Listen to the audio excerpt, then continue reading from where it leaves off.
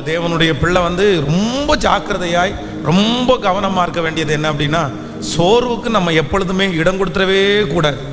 சத்ரு வந்து நமக்கு கையாளுகிற யுக்தியிலே பெரிய யுக்தி என்ன அப்படின்னா சோர்வு தான். சோர்வு கொடுப்பான். சோர்வு வந்து யாரையுமே விட்டு வைக்கவே இல்லை. பாருங்களேன், வேதத்தில் வந்து நம்ம வாசிக்கிறோம், அவ்வளோ பெரிய தீர்க்கதரிசி, எவ்வளவு சவாலான தீர்க்கதரிசி, எத்தனை பேருக்கு முன்னாடி சவால் விட்டார். ஆனால் இந்த சோர்வுன்ற ஒன்று வந்த உடனே அந்த தீர்க்கதரிசி ஆண்டவரை பார்த்து என்ன கேட்குறாரு அப்படின்னா, போதும் கர்த்தாவே, என் ஆத்துமாவை எடுத்துக்கொள்ளும், என் பிதாக்களை பார்க்கலும் நான் நல்லவன் அல்ல. அப்போது நீங்கள் பெரிய தலைவர்களாக இருக்கலாம், பெரிய தலைவியாக இருக்கலாம், நீங்கள் பெரிய சாதனையாளர்களாக இருக்கலாம். ஆனால் இந்த சோர்வுன்ற ஒன்று வந்துச்சு அப்படின்னு சொன்னால் உங்களை வந்து அது எங்கே வரைக்கும் நடத்தும் அப்படின்னு சொன்னால், நீங்கள் இந்த உலகத்தில் வாழவே வேண்டாம்டா, பேசாமல் உயிரோடு இருக்கிறத வரைக்கும் செத்துடலான்ற அளவிற்கு சோர்வு நம்மளை கொண்டு போய் விட்டுரும். அதனால சோர்வுக்கு ஆண்டவருடைய பிள்ளைகள் இடம் கொடுக்கவே கூடாது. பொதுவாகவே நமக்கு வந்து சோர்வுகள் வருமா அப்படின்னு சொன்னால், எவ்வளவு வேகமாக ஓடினாலும், எவ்வளவு பொறுப்புகள் நமக்கு இருந்தாலும், இந்த சோர்வு மட்டும் டக்கு டக்கு நமக்கு அடிக்கடி வந்துடும். எப்போ அது வருதுன்னு தெரியாது. நீ சோர்ந்து போகிறதுக்கு என்னப்பா உனக்கு என்ன பிரச்சனை அப்படின்னு கேட்டால் நமக்கு நிறைய பேருக்கு சொல்ல தெரியாது. என் பிரச்சனையை உனக்கு சொன்னால் புரியுமான்னு நம்ம கேட்போம். நமக்கு பணம் இருக்கும், நமக்கு வசதி இருக்கும், நமக்கு பொறுப்புகள் இருக்கும், நமக்கு நிறைய செய்ய வேண்டியது இருக்கும். இது எல்லாமே இருந்தாலும் ஒரு மனுஷனுக்குள்ள சோர்வு என்கிற ஒன்று வந்து டக்குன்னு அட்டாக் ஆகும். இது வந்து அதான் சீக்கிரமாய் அட்டாக் பண்ணுற ஒரு வைரஸ். ஒரு தேவனுடைய பிள்ளைக்கு டக்குன்னு அட்டாக் ஆகிற ஒரு வைரஸ் என்ன அப்படின்னு கேட்டால் சோர்வு. இந்த தாவீதை குறித்து வேதம் சொல்லுகிறது, அவன் அவ்வளோ சீக்கிரமாய் சோர்ந்து போகிறவர் அல்ல.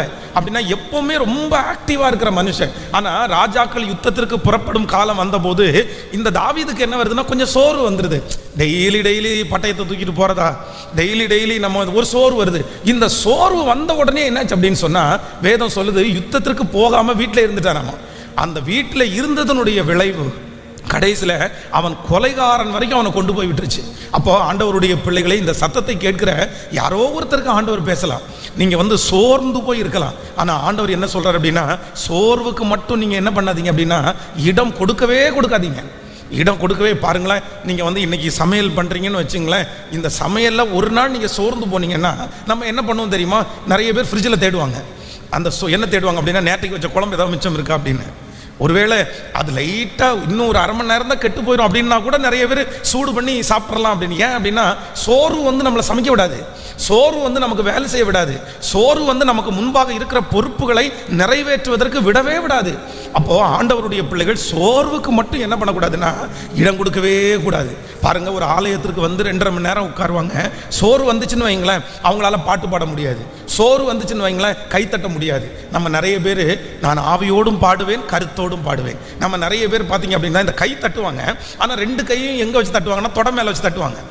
ஆனால் உண்மையாக சோர்ந்து போகிறவங்களுக்கும் இல்லாதவங்களுக்கும் எதில் தெரியும் அப்படின்னா, கை தட்டும் போது கையை வந்து அடை கொடுத்து கீழே வந்து ஒரு பொசிஷன் கொடுத்து தட்ட மாட்டாங்க. என்ன தருவாங்க, நல்லா இப்படி தட்டுவாங்க. அவங்க தான் உண்மையிலே ஆக்டிவாக இருக்கிறவங்கன்ற அர்த்தம்.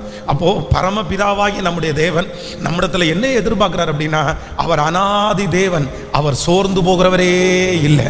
ஒருவேளை உங்களுடைய கணவனாருக்காக ஜெபம் பண்ணி சோர்ந்து போகலாம். உங்கள் பிள்ளைகளுக்காக ஜெபம் பண்ணி சோர்ந்து போகலாம். ஆண்டவரிடத்தில் கேட்டு நீங்கள் சோர்ந்து போகலாம். ஆனால் ஆண்டவர் உங்களுக்கு சொல்லுகிறார், சோர்ந்து போகிறவனுக்கு அவர் பலன் கொடுத்து சத்துவமில்லாதவனுடைய சத்துவத்தை பெருக பண்ணுகிற ஒரு நல்ல தேவன். ஹல்லேலூயா. இது நீங்கள் மோசேயை வேதத்தில் வாசிப்பீர்களே, ஆனால் அவன் பிறக்கும் போதே அவன் மேலே ஆண்டவர் விஷன் வச்சிருந்தார். பிறக்கும் போதே ஸ்பெஷல் தான். ஸ்பெஷல் குழந்தை அப்படின்றது இந்த மோசே. ஏன் அப்படின்னா எல்லா குழந்தைகளும் நைல் நதியிலே போடப்படும் போது இந்த குழந்தை மட்டும் நைல் நதியில் பாதுகாப்பாக ஒரு பெரிய நாடர் பெட்டியில் ரொம்ப அழகாக வருது. பாருங்களேன், அங்கே இருக்கிற எல்லா குழந்தைங்களும் அந்த வயசில் சாகுது, ஆனால் இந்த ஒரு குழந்தை மட்டும் ஜீவனோட இருக்குது. அப்போது ஸ்பெஷல். எல்லா குழந்தைகளுக்கும் ஒரு அரசு அப்படின்னா ராஜாவினுடைய வீட்டிலிருந்து ஒரு கட்டளை பிறப்படுது. என்ன கட்டளை அப்படின்னா, இந்த வயசுக்குள்ளே இருக்கிற எல்லா குழந்தைகளையும் நைல் நதியில் போடுங்க அப்படின்னு ஒரு அரண்மனையிலிருந்து ஒரு சத்தம் வருது. அதே அரண்மனையில் இது அந்த வம்சத்தை சேர்ந்த மோசே வந்து வளர்க்கப்படுறான். பாருங்களேன், எவ்வளோ பெரிய ஆச்சரியம். அந்த குளிக்கும் போது அந்த ஸ்திரீக்கு வந்து அந்த மோசை கிடைக்கிறாரு. இந்த குழந்தைய வளர்த்துறதுக்கு ஒரு அம்மா வேணும் அப்படின்னு கேட்டால் சம்பளம் கொடுத்து சொந்த அம்மாவே அந்த இடத்துல நியமிக்கிறாங்க. பாருங்க, எவ்வளோ ஸ்பெஷல் குழந்தை. யாரு? மோசை. எவ்வளோ ஸ்பெஷல் குழந்தை. ஆண்டவர் எவ்வளோ அழகாக அவனை நடத்தினார், எவ்வளோ ஆச்சரியமாய். ஆனால் தன்னுடைய வாழ்க்கையில் 40 வருஷம் ஆண்டவர் ஒரு சோதனைக்குள்ளே அனுப்புனதுக்கு அப்புறம் மோசை என்ன பண்ணிட்டார்னா ரொம்ப சோர்ந்து போயிட்டார். ரொம்ப சோர்ந்து போயிட்டார். அவ்வளோதான். இந்த சோர்வு அவரை எப்படி நடந்துச்சு அப்படின்னு சொன்னால், ஆண்டவர் வந்து உன் மேலே அழைப்பு இருக்குது, உன் மேலே அபிஷேகம் இருக்குது, நீ வா அப்படின்னு கூப்பிட்டதுக்கப்புறம் கூட இவர் என்ன சொல்கிறாருன்னா, வேற யாரையாவது அனுப்புங்க, வேற யாரையாவது அனுப்புங்க. என்ன அப்படி வேண்டாம். அப்போது உங்கள் மேலே அழைப்பு இருக்கலாம், உங்கள் மேலே அங்கீகாரம் இருக்கலாம், உங்கள் மேலே ஆண்டவருடைய பெரிய தரிசனம் இருக்கலாம், சின்ன வயதுலேருந்தே ஆண்டவர் உங்களை ஸ்பெஷலாக வந்து உங்களை கர்த்தர் நடத்தலாம். ஆனால் சோர்வுன்ற ஒன்றுக்கு நீங்கள் இடம் கொடுத்துட்டீங்கன்னு கண்டிப்பாக சொல்கிறேன், உங்கள் தரிசனமெல்லாம் உங்களுக்கு மறைஞ்சிடும். உங்களால் எழும்பவே முடியாது. ஆண்டவரிடத்தில் 12 சீடர்கள் இருக்கிறார்கள். அதில் 11 பேர் வந்து ஆண்டவரை சிலுவையில் அரைஞ்சிடறாங்க அப்படின்னு சொன்ன உடனே அத்தனை பேருக்கும் சோர்வு வந்துச்சு. பாருங்களேன், சோர்வு வந்து ஒவ்வொருத்தரும் ஒவ்வொரு மூலையில் ஒதுங்கிட்டாங்க. யாருமே அதுக்கப்புறம் ஊழியம் செய்யறதுக்கு இன்ட்ரெஸ்டடாகவே இல்லை. ஆண்டவர் மட்டும் உயிர் தெழுந்து அந்த சீடர்களை திரும்ப சந்திக்கலை அப்படின்னா அத்தனை பேரும் ஊழியத்தை விட்டே போயிருப்பாங்க. யாருமே ஊழியம் செஞ்சிருக்க மாட்டாங்க. ஆனால் ஆண்டவர் வந்து சோர்ந்து போகிற அவர்களுக்கு காட்சி அளித்து ஆண்டவர் அவர்களை தைரியப்படுத்தினார். இன்று வரையிலும் இந்த சத்தத்தை கேட்கிற நம்ம நிறைய பேர் இன்னைக்கு வரைக்கும் ஓடுறோம் அப்படின்னா, ஆண்டவர் நம்மளை என்ன பண்ணுறாருன்னா, சோர்ந்து போகும்போதெல்லாம் நம்மை பலப்படுத்துகிற கிறிஸ்து நமக்குள்ளே இருக்கிறார். அவர் தான் நம்மளை தட்டி கொடுக்கிறார், அவர் தான் நம்மளை பலப்படுத்துவார். அதனால் இன்னும் இந்த பாட்டை பாடும்போது எல்லாரும் என்ன சொல்ல போகிறோம் அப்படின்னா, என்ன நடந்தாலும் நான் என்ன பண்ண மாட்டேன்னா, சோர்ந்து போக மாட்டேன். சொல்லுங்க எல்லாரும் ஆமென். சோர்ந்து போகிறவனுக்கு அவர் பலன் கொடுத்து சத்துவம் இல்லாதவனுடைய சத்துவத்தை அவர் பெருக பண்ணுகிற கர்த்தருக்கு காத்திருக்கிறவர்களோ புது பலன் அடைந்து தங்கள் செட்டைகளை அடித்து உயரே எழும்புவார்கள். அவர்கள் ஓடினாலும் களைப்படைந்து போவதே இல்லை. ஹல்லேலூயா. அதுவும் வந்து இந்த வெயில் காலம் வந்து பார்த்தீங்க அப்படின்னு சொன்னால், இந்த வெயில் காலம் அதிகமான சோர்வாக இருக்கிற காலம். ரொம்ப உடம்பெல்லாம் ரொம்ப அடித்து போட்டது மாதிரி, அப்படியே என்னமோ ஒரு பெரிய வெயிட்டை தூக்கி உடம்புல வச்சது மாதிரி, இந்த வெயில் சூடு அதிகமாக இருக்கிறதுனால நிறைய பேருக்கு அவர்களை அறியாமலே உடல் சோர்வு வரும். உடல் சோர்வு வந்தோடனே நிறைய பேருக்கு மன சோர்வு வரும். ஆனால் உண்மையிலே நீங்கள் இடம் கொடுத்துறாதீங்க. எதுக்கு இடம் கொடுத்துறாதீங்கன்னா, சோர்வுக்கு மட்டும் நீங்கள் என்ன பண்ணக்கூடாதுன்னா, இடம் கொடுக்கவே கூடாது. நீங்கள் வந்து பிசாசு வந்து உங்களை வஞ்சிக்கிற ஒன்று என்ன அப்படின்னா, உங்களை சோர்வுக்குள்ளாக்கிட்டா போதுமே. நீங்கள் சோர்ந்து போயிட்டான்னு பாருங்களேன், அந்த எல்லா காரியம் அப்படியே தடையாக நின்றோம். அதனால் இந்த பாட்டை பாடும்போதே எல்லாரும் ஆண்டவரிடத்தில் கேட்க போகிறோம், ஆண்டவரை என்ன நடந்தாலும் நான் என்ன பண்ண மாட்டேன் அப்படின்னா, சோர்ந்து போக மாட்டேன். எத்தனை பேர் ஆமோதிக்கிறீர்கள்? என்னை அழைத்தவர் என்னோடு கூட இருக்கிறார், அவர் என்னை நடத்துவதற்கு வல்லவராக இருக்கிறார். ஆமென். ஒரு அறநூற்றியத்துங்க சேர்ந்து உள்ளார்ந்த மனிதன் நாளுக்கு நாள் புதிதாக்கப்படுகிற நேரம் இது. எத்தனை பேர் ஆமோதிக்கிறீர்கள்? நீங்க கரங்களை தட்டுறதுலேயே ஆண்டவர் வந்து உங்களுக்கு ஒரு புது பலனை ஆண்டவர் உங்களுக்கு தரணும். எல்லா சோர்வுகளையும் ஆண்டவர் எடுத்து போட்டு ஒரு உற்சாகத்தினால ஆண்டவர் உங்களை நிரப்புவாராக. ஆமென். தாவீது, இன்னொரு விஷயத்தை கூட சொல்லிடுறேன். தாவீதனுடைய பிள்ளைகள், மனைவி, அவன் கூட இருந்த அத்தனை பேருடைய மனைவி, பிள்ளைகள் எல்லாரையும் சிறைபிடித்து கொண்டு போறாங்க. இப்போ அத்தனை பேர் அந்த இடத்துல என்ன பண்றாங்கன்னா, ஒரு ஆண் மக்கள் அத்தனை பேர் ஓன்னு சத்தம் போட்டு அழுதா எப்படி இருக்கும் பாருங்க. அத்தனை பேர் சத்தம் போட்டு அழுறாங்க. ஏன்னா வீடெல்லாம் தீக்கிரையாக்கப்பட்டிருக்கிறது. மனைவி பிள்ளைங்க யாரையுமே காணோம். எல்லாரும் அப்படியே சோர்ந்து போனார்கள். யுத்த புருஷர்கள் சோர்ந்து போனார்கள். கையில கத்தி வச்சிருக்காங்க, ஆனா சோர்ந்து போனாங்க. பலசாலிகள் சோர்ந்து போனார்கள். ஆனா வேதம் சொல்கிறது, தாவீது தன் தேவனாகிய, நீங்கள் வந்து 1 சாமுவேல் 30ஆம் அதிகாரத்தினுடைய 6வது வசனம், தாவீது மிகவும் நெருக்கப்பட்டான். சகல ஜனங்களும் தங்கள் குமாரர் குமாரத்திகள் நிமித்தம் மன கிளேசத்தினால் அவனை கல்லறிய வேண்டும் என்று சொல்லிக் கொண்டார்கள். தாவீது தன் தேவனாகிய கர்த்தருக்குள்ளே தன்னை திடப்படுத்தி கொண்டான். சொல்லுங்க பார்க்கலாம். தாவீது தேவனாகிய கர்த்தருக்குள்ளே தன்னை திடப்படுத்தி கொண்டான். இன்னும் சொல்லுங்கள், தாவீதுன்ற இடத்துல உங்க பேரை போடுங்க. உங்க பேரை போட்டு சொல்லுங்க, பென்ஸ் தன் தேவனாகிய கர்த்தருக்குள்ளே தன்னை திடப்படுத்தி கொண்டான். சொல்லுங்க, உங்க பேரை சொல்லி சொல்லுங்க. பென்ஸ் தன் தேவனாகிய கர்த்தருக்குள்ளே தன்னை திடப்படுத்தி கொண்டான். ஆமென். அவ்வளோ பெரிய சூழ்நிலை, அவ்வளோ பெரிய பிரச்சனை. ஆனால் சோர்வு, எல்லாருக்கும் இருக்கிற சோர்வு தான் தேவனுடைய மனுஷனுக்கு வருது. ஆனால் தேவனாகிய கர்த்தருக்குள்ளே தன்னை திடப்படுத்தி கொண்டான்.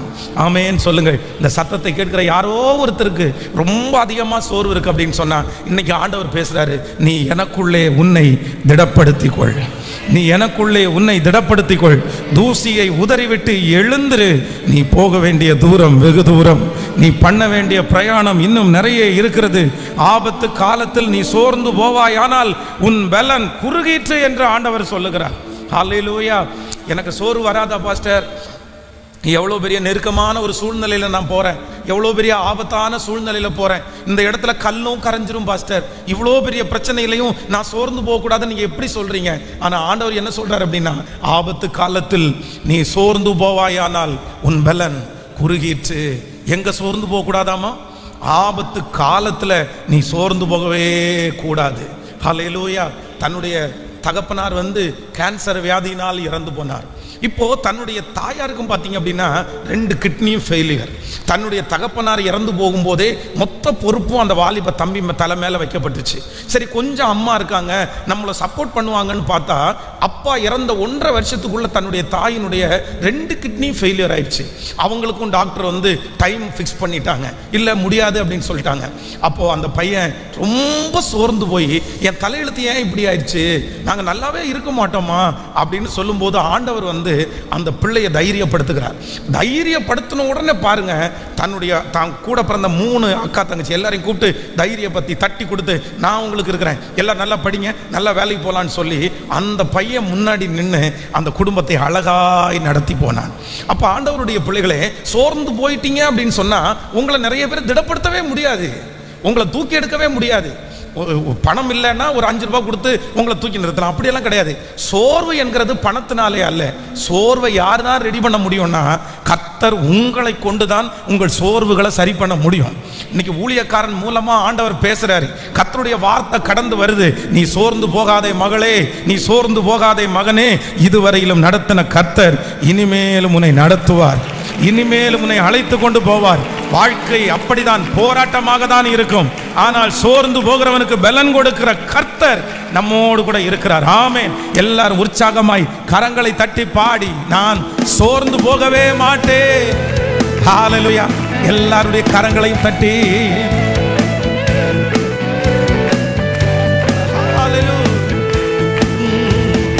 உள்ளார்ந்த மனிதன் நாளுக்கு நாள் புதிதாக பாடுகிற நேரம் இது. பாடுவோம். நாளுக்கு நாள் புதிதாக பாடுகிற நேரம் இது.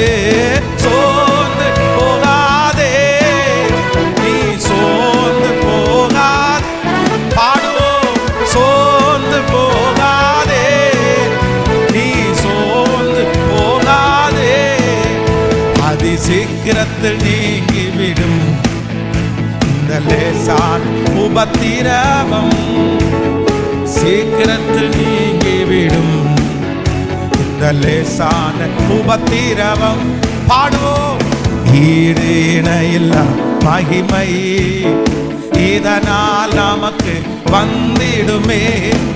ஈடு இணையில்லா மகிமை இந்த பிரச்சனையினால் வந்திடுமே. சோர்ந்து போ. கைகளை மேல தட்டி பாடு. பாடுவோம். நீ சோர்ந்து போகாதே, அதி சீக்கிரத்தில் நீங்கிவிடும் இந்த லேசான உபத்திரவம். அதி சீக்கிரத்தில் நீங்கிவிடும் இந்த லேசான உபத்திரவம். கிறிஸ்துவின் பொருட்டு நெருக்கப்பட்டார், பாக்கியம் நமக்கு பாக்கியமே. கிறிஸ்துவின் பொருட்டு நெருக்கப்பட்டார், பாக்கியம் நமக்கு பாக்கியமே. சோர்ந்து நீ சோர்ந்து போகாதே, சோர்ந்து போகாதே. நீ சோர்ந்து கைகளை மேல அதி சீக்கிரத்தில் நீ விசுவாசத்தோட பாடுங்க. ஹல்லேலூயா. அதி சீக்கிரத்தில் நீங்கிவிடும் இந்த லேசான உபத்திரவம். ஹல்லேலூயா. வேதத்துல பாத்தீங்க அப்படின்னா அநேக பெண்மணிகள் என்ன பண்ணலன்னா சோர்ந்தே போகல. பாருங்க, வேதத்துல ரூத்தை குறித்து நம்ம வேதத்துல வாசிக்கிறோம். மாமியார் என்ன பண்ணிட்டாங்கன்னா ரொம்ப சோர்ந்துட்டாங்க. ஏன்னா அவங்க கண்ணு முன்னாடி 3 மரணத்தை அவங்க பார்த்துட்டாங்க. தன்னுடைய கணவனார் மரிச்சிட்டாரு, தனக்கு இருந்த 2 பிள்ளைகளும் மரிச்சு போனாங்க.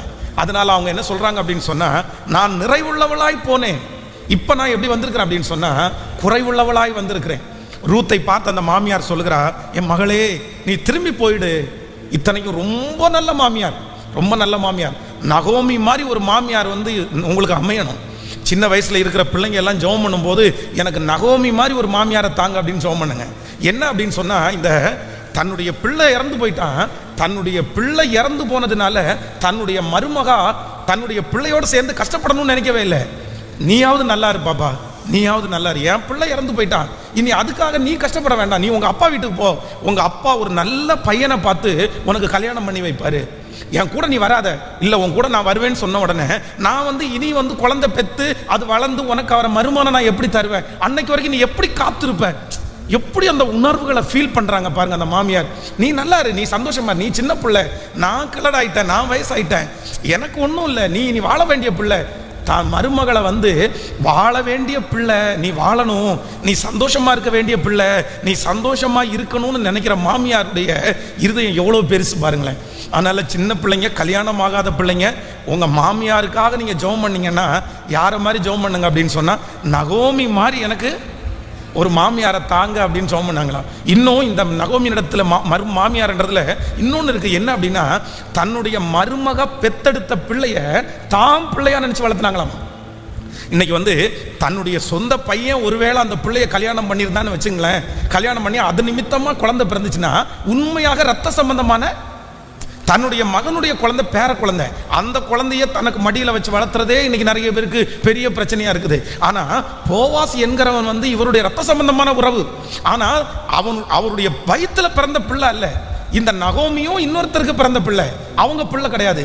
ஆனா நகோமி அந்த ரூத் பெற்றெடுத்த பிள்ளைய நீங்க 4ஆம் அதிகாரம் 16வது வசனத்தை வாசிக்கும் போது, நகோமி அந்த பிள்ளையை எடுத்து தன் மடியிலே வைத்து அதை வளர்க்கிற தாயானாள்.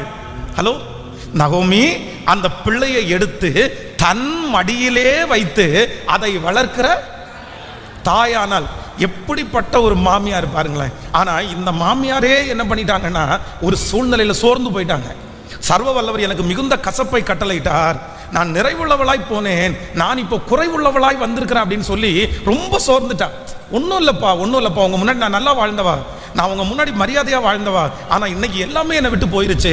நான் நல்லா இருந்த காலத்தை நான் நினைக்கிறேன், என்னை நகோமின்னு கூப்பிடாதீங்க, அன்னைக்கு என்னை நகோமின்னு கூப்பிடுறதுக்கு தகுந்த மாதிரி தான் என் வாழ்க்கை இருந்துச்சு, நான் ரொம்ப சந்தோஷமா இருந்தேன். ஆனால் இன்னைக்கு எனக்கு ஒரு பேர் ஒன்று வைக்கிறீங்கன்னா எனக்கு மாறாள்னு வைங்க, ஏன்னா எனக்கு நிறைய கசப்பு, நான் ரொம்ப தோற்று போனேன், நல்லா இருந்து கெட்டு போனது நான் தான், நல்லா இருந்து ஒன்றும் இல்லாமல் போனது நான் தான் அப்படின்னு சொல்றாங்க. ஆனால் அந்த நேரத்தில் அவங்களுக்கு வந்த மருமகள் பாருங்க, ரூத்து மாமியாரை வீட்டில் உட்கார வச்சு, இந்த பிள்ளைக்கும் அந்த பெயின் இருக்குது, இளம் வயதிலே விதவை, ஒரு குழந்தைய கூட தன்னுடைய கணவனார் கொடுக்காம அவர் மரிச்சு போயிட்டாரு, தன்னுடைய சொந்த அம்மா அப்பாவுடைய வீட்டில் போற அளவு கூட அந்த பிள்ளைக்கு தைரியம் இல்லை. ஆனால் இந்த ரூத் என்கிறவங்க நகோமியை பார்த்து, நான் வயல்வெளிக்கு போய், நீங்க 2ஆம் அதிகாரம் 2வது வசனம், வயல்வெளிக்கு போய் யாருடைய கண்களில் எனக்கு தயை கிடைக்குமோ அவர்கள் பிறகே கதிர்களை பொறுக்கி கொண்டு வருகிறேன் என்றாள். அதற்கு இவள், என் மகளே போ என்றாள். ஆமென் சொல்லுங்க பார்க்கலாம். கைகளை உயர்த்தி ஒரு ஹல்லேலூயா சொல்லலாம். தன்னுடைய கணவனார் இறந்த சோகம், தன்னுடைய தாய் தகப்பனாரை பிரிந்த ஒரு சோகம், தன்னுடைய எதிர்காலம் என்ன ஆகுதுன்னே தெரியல, இளம் பிள்ளை, எல்லாத்தையும் இழந்து சாப்பாட்டுக்கு கூட வழி இல்லை, அடுத்த நேரம் சாப்பிடணும்னா கூட பிச்சை தான் எடுக்கக்கூடிய ஒரு சூழ்நிலை. நல்லா வாழ்ந்தவங்க, சந்தோஷமா வாழ்ந்தவங்க. ஆனா ரூத்தை குறித்து வேதம் சொல்கிறது, அவ என்ன பண்ணல அப்படின்னா அந்த சிச்சுவேஷன்ல சோர்ந்து போகவே இல்லை. மாமி நான் போயிட்டு வந்துடட்டுமா, எங்கேயாவது ஒரு இடத்துல வயல் அறுக்கிறாங்களான்னு பார்க்கட்டா, அதுல கொஞ்சம் பின்னாடி சிந்தி இருக்கிறத நான் பொறுக்கிட்டு வந்துடட்டுமா அப்படின்னு தன்னுடைய மருமகள் கேட்கிறார்கள். உடனே மாமியார் சொல்ற, நீ போ அப்படின்னு சொல்றாங்க. வேதம் சொல்லுகிறது, எதேர்ச்சியாய் நேரிட்ட அந்த நிலம் போவாசுடையதா இருந்தது, போவாசுடையதா இருந்தது. சிஸ்டர், நீங்க சோர்ந்து போய் உட்கார்ந்துட்டீங்க அப்படின்னு சொன்னா எதுவுமே பண்ண முடியாது. பிரதர், நீங்க சோர்ந்து போய் உட்கார்ந்துட்டீங்கன்னா எதுவுமே பண்ண முடியாது. அதற்கு மாறாக நீங்க எழும்பி வயல் நிலத்துக்கு போங்க, நீங்க எழும்பி தோட்டத்துக்கு போங்க, நீங்க எழும்பி அந்த காரியத்தை செய்ய ஆரம்பிங்க. எதேர்ச்சியாய் நேரிடுகிற அந்த வேலை, எதேர்ச்சியாய் நேரிடுகிற அந்த தொழில், எதேர்ச்சியாய் நேரிடுகிற அந்த நபர் உங்களுடைய எதிர்காலமே ஆசீர்வாதமாய் இருப்பதற்கு கர்த்தர் கர்த்தர் உண்டு பண்ணுகிற ஒரு பெரிய பாதையா இருக்கலாம், கர்த்தர் உண்டு பண்ணுகிற ஒரு பெரிய வேலையா இருக்கலாம், அது ஆண்டவராலே கொடுக்கப்படுகிறதா இருக்கலாம். கர்த்தர் உங்களை இந்த உபவாச ஜெபத்துல தட்டி எழுப்பி கர்த்தர் சொல்றாரு, சோர்ந்து போகாத, சோர்ந்து போகாத, சோர்ந்து போகாத. நீ சோர்ந்து போய் படுக்கிற காலம் அல்ல, நீ சோர்ந்து போய் உட்காரக்கூடிய காலம் அல்ல, நீ எழும்பி ஆண்டவருக்காக நிற்க வேண்டிய ஒரு காலம். ஹல்லேலூயா, ஹல்லேலூயா, ஆமென். சொல்லுங்க பார்க்கலாம். இன்னொரு விஷயம் கூட எல்லாரும் சேர்ந்து பாட போறோம். உள்ளார்ந்த மனிதன் நாளுக்கு நாள் புதிதாக்கப்படுகிற நேரம் இது. ஆமென். கரங்களை தட்டி ஹல்லேலூயா. உள்ளார்ந்த மனிதன் நாளுக்கு நாள் புதிதாக்கப்படுகிற நேரம். பாடுவோம். நாளுக்கு நாள் புதிதாக்கப்படும். திரும்ப திரும்ப உள்ளார்ந்த மனிதன் நாளுக்கு நாள் புதிதாக்கப்படும் நேரம் இது.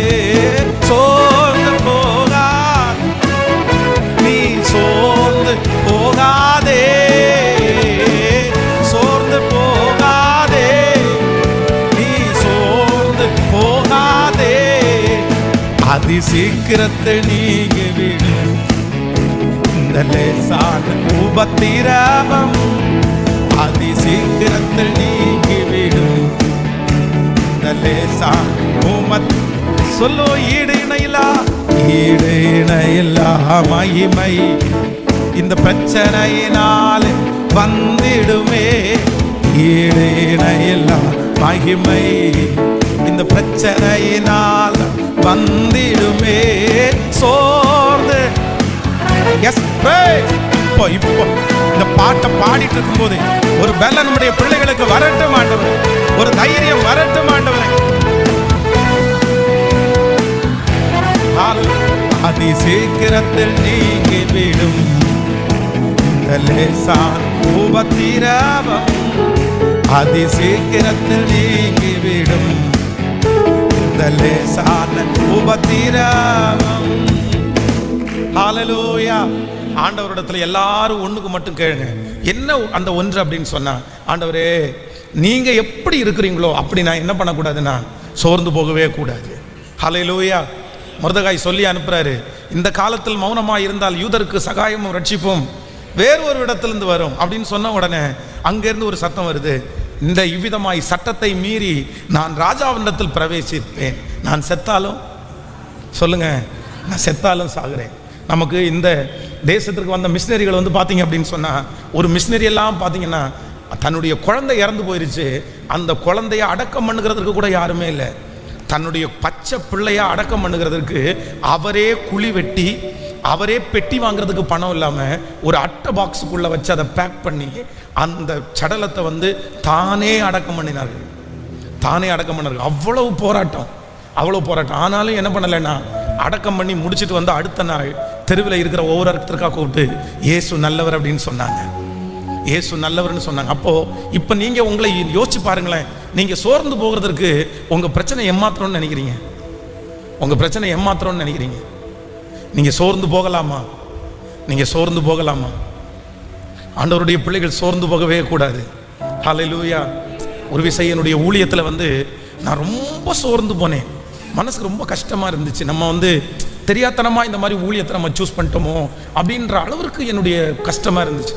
அப்போ ரொம்ப வருத்தமாக இருக்கும்போது ஒருத்தர் வந்து சர்ச்சில் வந்து உங்களை சந்திக்கிறதுக்கு ஒருத்தர் வந்திருக்காரு அப்படின்னு சொன்னாங்க. அப்போ வந்து நான் போனேன். அவருடைய பேர் கண்ணன், அவருடைய பேர் கண்ணன். அப்போ கண்ணன் அப்படின்னு சொல்லும்போது நான் அதை ஒன்றும் யோசிக்கலை, சரி ஓகேன்னு போய் உட்காந்தா அந்த கண்ணன் அப்படின்றவருக்கு 2 கண்ணும் தெரியாது. பேர் கண்ணன். நிறைய பேர் பிளைண்டு, நிறைய பேருக்கு வந்து இந்த மாதிரி பேர்லாம் வைப்பாங்க, அவங்களுக்கு விழியே இருக்காது, ஆனால் மலர் விழி அப்படின்னு பேர் வச்சுருப்பாங்க. அப்போ இவருக்கு வந்து 2 கண்ணுமே இல்லை, ஆனால் கண்ணன் அப்படின்ற பேர் அவருக்கு இருந்துச்சு. அப்போ வந்து நான் வந்து அவரோட போய் ஃபஸ்ட் டைம் அவரை சந்திக்கிறேன். என்ன பண்ணுறீங்க, என்ன பண்ணிட்டு இருக்கிறீங்கன்னு சொன்ன உடனே அவர் வந்து ஊழியம் பண்ணுறேன் அப்படின்னு சொன்னார், மினிஸ்ட்ரி பண்ணுறேன் அப்படின்னாரு. அப்போ நீங்கள் என்னென்ன மினிஸ்ட்ரி பண்ணுறீங்க அப்படின்றதெல்லாம் கேட்கும்போது கிட்டத்தட்ட ஒரு அரை மணி நேரம் அந்த மனுஷன் அந்த பண்ணுற மினிஸ்ட்ரி எல்லாம் எனக்கு சொன்னார். சரி, உங்களுக்கு 2 கண்ணும் இல்லை அப்படி இல்லை, நீங்கள் எப்படி இந்த காரியத்தை எல்லாம் செய்றீங்கன்னு ஒன்று அவர் என்ன சொல்கிறாரு, எனக்கு மாம்ச கண்ணு தான் 2மே போச்சு, ஆனால் ஆவிக்குரிய கண்ணு 2மே எனக்கு கர்த்தர் திறந்துட்டாரு. ஐயோ, ரொம்ப ஷாக்காக இருந்துச்சு. அந்த சிச்சுவேஷன்ல நான் சோர்ந்து போய் இருக்கும்போது அந்த கண்ணன் என்கிற ஒரு மனுஷனை ஆண்டவர் சந்திக்க வச்சு அப்படியே என்னை திடப்படுத்துறாரு. பாருங்க, என்னடா நீ நினைச்சிட்டு இருக்கிற, என்ன நீ நினைச்சிட்டு இருக்கிற, 2 கண்ணும் இல்லாம ஆவிக்குரிய கண்ணு திறந்துச்சுன்னு உனக்கு முன்னாடி சொல்லிட்டு இருக்கிற பையன் 24 மணி நேரத்துல குறைஞ்சது 12 மணி நேரம் ஊழியம் செய்றாரு. உனக்கு 2 கண்ணு, 2 காலு, 2 கை, ஒரு பழுது கூட இல்லாம சரீரத்தை கொடுத்துருக்கிற. நீ என்ன பண்ணணும், என்ன நினைச்சிட்டு இருக்கிற? மனசு என்னையே ஆண்டவர் திட்டுறது மாதிரி ஃபீல் பண்ணேன். சாரிப்பா. அந்த கண்ணன் எனக்கு முன்னாடி பேசிட்டே இருக்கும்போது என் உள்ளான மனசுல இருந்து என்ன கேட்குது அப்படின்னா, சாரி ஆண்டவரே. அப்ப அவர்கிட்ட கேட்டேன், நீங்க எதுக்காக என்ன பார்க்கறதுக்காக வந்தீங்கன்னு கேட்டேன். அது ஒன்றும் இல்லை, இந்த பிளைண்ட்ஸ் எல்லாரையும் சேர்த்து ஒரு மீட்டிங் நடத்துறதுக்காக நான் முயற்சி எடுக்கிறேன், உங்க சர்ச்சில் இடம் கொடுப்பீங்களா அப்படின்னு கேட்கறதுக்காக தான் வந்திருக்கிறேன் அப்படின்னாரு. அப்ப மனசுல நான் நினைச்சிட்டேன், நீங்க இடம் கேட்கறதுக்காக வரல, எனக்காகவே ஆண்டவர் என்னை திடப்படுத்துறதுக்காக தான் அனுப்பியிருக்கிறாரு. உங்களுக்கு இடம் சாங்ஷன், நீங்க இடத்த தாராளமா எடுத்து நடத்துங்கன்னு சொல்லி அந்த மனுஷன் வந்து நம்முடைய சபையில் அவங்களுடைய பிளைண்ட்ஸை வச்சு அந்த மீட்டிங் நடத்தினாரு. அப்போ ஆண்டவருடைய பிள்ளையே, இன்றைக்கு சோர்ந்து போய் இருக்கிற நிறைய பேரை பார்த்து ஆண்டவர் சொல்றாரு, நீ ஜிஹெச் ஹாஸ்பிட்டலுக்கு போய் பாரு மகனே, உன்னை எப்படி நல்லா வச்சிருக்கிறேன்னு அப்பதாப்பா உனக்கு தெரியும். நீ தெரு ஓரத்தில் போய் பாரு மகனே, அப்பதான் மகனே உனக்கு தெரியும் உன்னை எவ்வளவு நல்லா வச்சிருக்கிறேன்னு. சிறைச்சாலையில போய் பாரு மகளே, அங்கதான் உனக்கு தெரியும் உன்னை எவ்வளவு நல்லா வச்சிருக்கிறேன் நான். சில இடங்கள் எல்லாம் இருக்குது, அந்த இடத்துக்கு நீங்க போய் பாருங்க, அந்த இடத்துக்கு நீங்க போய் பாருங்க. அதான் சுவிட்சர்லாந்து அந்த ஊழியத்திற்கு போகும்போது அங்கே இருக்கிற வந்து மெயின் ஒரு பிளேஸ் அப்படின்னா அவர்களுடைய அந்த ராஜாக்கள் கூடுகிற அந்த இடம் அப்படின்னா நம்முடைய அங்கெல்லாம் செக்யூரிட்டி எல்லாம் பெருசாக இல்லை, கேமரா மாட்டியிருக்கிறாங்க, ஆனால் யார் வேணாலும் அங்கே உள்ள போய் பார்க்கலாம், அந்த மாதிரி தான் வச்சிருக்கிறாங்க. அவ்வளோ காஸ்ட்லியான நாடு, அத்தனை அப்படியே சாதாரணமாக நம்ம எல்லாம் போய் அங்கே வந்து நம்முடைய பணத்தை எல்லாம் வச்சு வாழ்ந்துட முடியாது. நம்முடைய 100 ரூபாய் தான் அவங்களுக்கு 1 ரூபாய், நம்ம 100 ரூபாய் எடுத்துகிட்டு போனால் அங்கே 1 ரூபாய் தான். நம்ம மதிப்பு ரொம்ப குறைவான மதிப்பு, அவ்வளோ பெரிய பணக்கார நாடு. ஆனால் அந்த நாட்டில் பார்த்தீங்க அப்படின்னா அந்த தெரு ஓரத்தில் நிறைய பேர் நான் பார்க்குறேன், ட்ரக்ஸ் அந்த இன்ஜெக்ஷன் போட்டு நடு ரோட்டில் பேதைகளாய் அப்படியே ஒன்றும் தெரியாமல் அந்த ஊரில் நடந்துட்டு இருக்கிறவங்கள நான் பார்த்தேன். எனக்கு ஆச்சரியமா இருந்துச்சு, இவ்வளவு ஞானமான இவ்வளவு பெரிய, அதான் பேங்கு, ஸ்விஸ் பேங்க்னு சொல்லுவாங்கல்ல, பேங்குக்கு பேர் போன நாடு சுவிட்சர்லாந்து. ஆனா அந்த நாட்டிலேயே மெயின் பிளேஸ்லேயே ஆயிரக்கணக்கான பேர் ட்ரக்ஸ் அடிக்ட் ஆகி அப்படியே தங்களுடைய ஷர்ட் கூட இல்லாம பிச்சைக்காரங்களை மாதிரி உட்கார்ந்துருக்கு ஒரு இடம் இருக்குது. அப்போ சில சில சில கஷ்டமான மனிதர்களை கர்த்தர் நமக்கு முன்னாடி எதுக்கு வச்சிருக்கிறாருன்னா, உன்னை எவ்வளவு நல்லா நான் வச்சிருக்கிறேன்றத உணரும்படியாக. நீங்க இந்த சின்ன சின்ன விஷயத்துக்கெல்லாம் சோர்ந்து போயிருங்க. ஒரு மனுஷன் ஏதோ ஒன்று பேசிட்டான்றதுக்காக நீங்க சோர்ந்து போனீங்க. இந்த உங்க வாழ்க்கையில கண்டினியூவா நீங்க ஜெபம் பண்ணி பதில் வராததை குறித்து நீங்க சோர்ந்து போனீங்க. ஆனா வேதம் சொல்லுது, ஆண்டவருடைய பிள்ளையை நீ போய் பாரு மகனே, நீ போய் பாரு மகளே, உண்மையிலே நீ சோர்ந்து போகிறதற்கு ஒன்றும் இல்லை. நீ சோர்ந்து போகவே கூடாது. காரணம் என்ன அப்படின்னா, இந்த ஜபத்தில் இருக்கிற நிறைய பேரை ஆண்டவர் ரொம்ப அழகாய் கர்த்தர் வைத்திருக்கிறார். உங்களை கர்த்தர் ஆச்சரியமாய் கர்த்தர் நடத்துகிறார். உங்களை கர்த்தர் பெரிய அளவில் கர்த்தர் வைத்திருக்கிறார். அநேகம் பேருடைய வாழ்க்கையை ஒப்பிட்டு பார்க்கும்போது ஆண்டவர் உங்களை நடத்தி வருகிற விதம் விசேஷமான விதம். ஆண்டவர் உங்களை உச்சாந்தலையில் ஆண்டவர் வச்சிருக்கிறாரு. யாரும் நெருங்க முடியாத இடத்துல ஆண்டவர் வச்சிருக்கிறாரு. எட்ட முடியாத இடத்துல கர்த்தர் வச்சிருக்கிறாரு. கர்த்தர் வாக்கு கொடுக்கிறார், இது பிசாசு உன்னை சோதிக்கிறான், இது பிசாசு உன்னை எழும்ப விடாதபடி பண்ணுகிறான். கர்த்தர் வாக்கு கொடுக்கிறார், நீ சோர்வுக்கு இடம் கொடாதே, தூசியை உதறிவிட்டு எழுந்திரு, தூசியை உதறிவிட்டு எழுந்திரு, என் மீட்பர் என்னோடு கூட இருக்கிறார். ஹல்லேலூயா.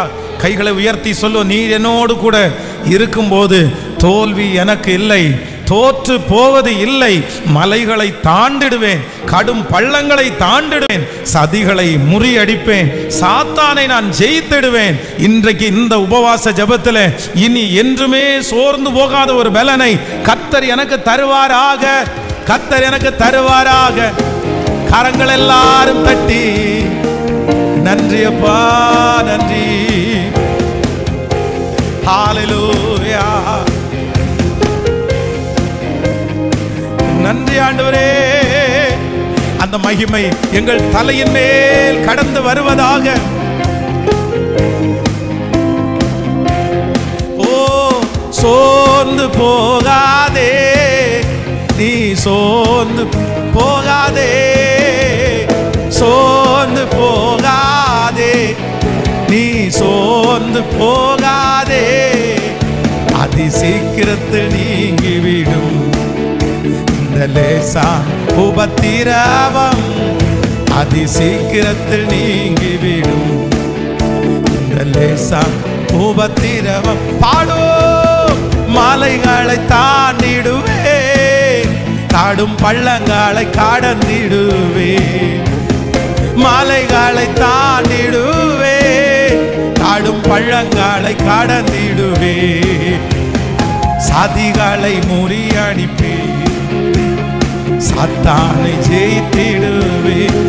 பாடும் சாதிகளை முறியடிப்பே, சாத்தானை ஜெயித்திடு.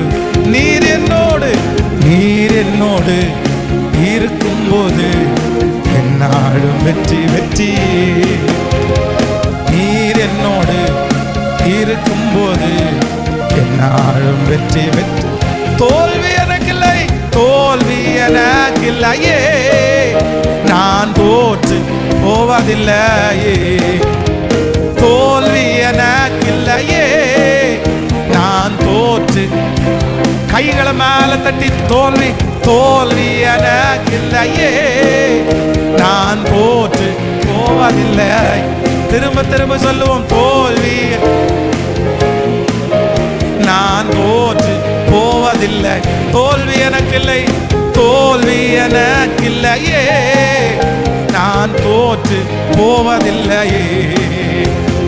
சீரைச்சாலை கதவுகளும் துதியினால் இடிந்திடுமே. பாடுவோம், என் துதியினால் இடிந்திடும். அபிஷேகம் அபிஷேகம் எனக்குள்ளே, நான் ஆடி பாடி. ஆண்டவரே, இந்த பாட்டை பாடிட்டே இருக்கும் போது பலப்படுத்துகிற கர்த்தர், சோர்ந்து போகிறவனுக்கு பலன் கொடுக்கிற கர்த்தர், இப்போ உம்முடைய பிள்ளைகளுக்கு ஒரு பலனை கர்த்தர் தருவீரார். அவர்களை தட்டி எழுப்ப, அவருடைய சோர்வுகளில் இருந்து பலத்தை கொடுப்பதற்கு உன்னதமானவருடைய பலன், உன்னதமானவருடைய அபிஷேகம் இப்பொழுது இப்பொழுது இப்பொழுது உம்முடைய பிள்ளைகள் ஒவ்வொருவர் மேலும் வந்து இறங்குவதாக, வந்து அமருவதாக, வந்து அமருவதாக. ஹல்லேலூயா. ஓ, மலைகளை தாண்டிடுவே, காடும் பள்ளங்களை கடந்திடுவே. ஓ, சாதிகளை முறியடிப்பே, சாத்தானை ஜெயித்திடுவே. ஹல்லேலூயா ஹல்லேலூயா ஹல்லேலூயா ஹல்லேலூயா ஹல்லேலூயா ஹல்லேலூயா ஹல்லேலூயா ஹல்லேலூயா ஹல்லேலூயா ஹல்லேலூயா. சொல்லுவோம், நீர் என்னோடு கர்த்தருடைய ஆவியானவர் நிறைய பேர் மேல அவருடைய பலத்தை கர்த்தர் ஊற்றுகிறார், அவருடைய பலத்தை கர்த்தர் ஊற்றுகிறார். வெற்றி வெற்றி. தோல்வி எனக்கில்லை, வல்லமை வல்லமை வல்லமை, மகிமை மகிமை மகிமை. இப்போ விசுவாசத்தோடு நான் தோற்று போவதில். தோல்வி எனக்கில்லை, தோல்வி எனக்கில்லையே, நான் தோற்று போவதில்லை. அறிக்கை செய், மரணம் வரைக்கும், உங்களை சந்திக்கிற வரைக்கும் நான் தோற்று போவதில்லை. ஹல்லேலூயா. தோல்வி எனக்கில்லை, நான் தோற்று போவதில்லை.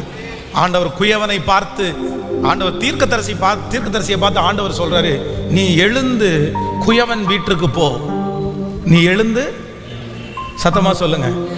அப்புறம் ஆண்டவர் இன்னொரு தீர்க்கதரிசியை பார்த்து சொல்றாரு, நீ எழுந்து எலும்புகள் உள்ள பள்ளத்தாக்குக்கு போ. எங்க போ? எலும்புகள் உள்ள பள்ளத்தாக்குக்கு போ. அப்போ தீர்க்கதரிசி எல்லாரையுமே ஆண்டவர் வந்து ஒரு இன்சிடென்ட் நடந்த ஒரு இடத்துக்கு, நீ அங்க போப்பா, நீ அங்க போப்பா.